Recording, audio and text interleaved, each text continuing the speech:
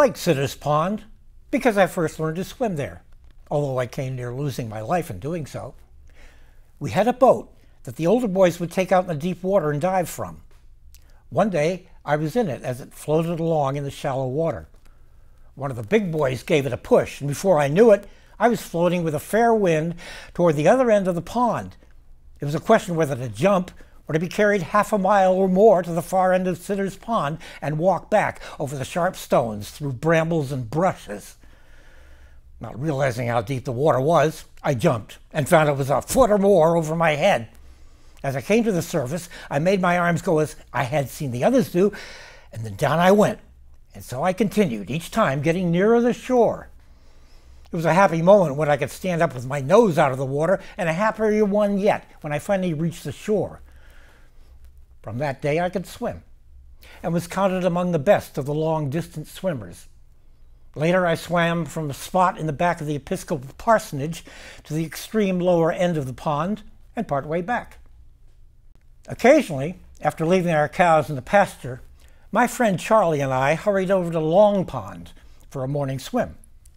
The pond at that time looked more beautiful even than it does today. There were no houses near it. It was entirely surrounded by woods. As we approached it early in the morning, the sun shining on that beautiful sheet of water with a breeze just rippling its surface from shore to shore, the island in the middle, and the wide sandy beach at the west end was a beautiful sight. Do you wonder that we always enjoyed our morning plunge into its crystal water? We were not encumbered by any bathing clothes, and we dried ourselves by running up and down the beach and then by lying in the sun in the green grass.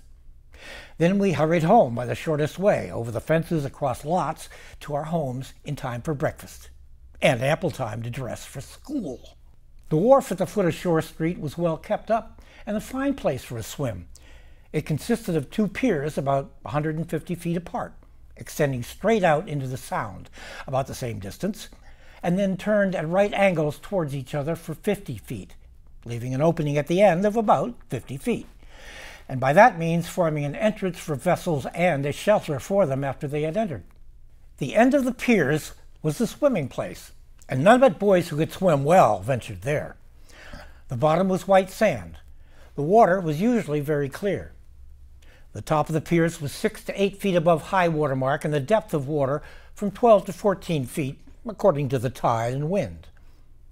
When a boy was able to dive from the top of the pier, go to the bottom, grab a handful of sand, swim to the opposite pier and back without stopping, he could do as well as most could.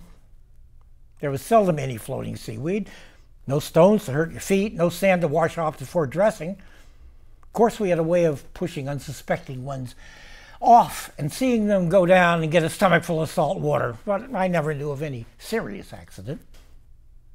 Dear children, do try to learn to swim. I never knew of a boy who could not learn if he was conscientious in his efforts to do so. It may save your own life or some other. It is something you will never forget how to do.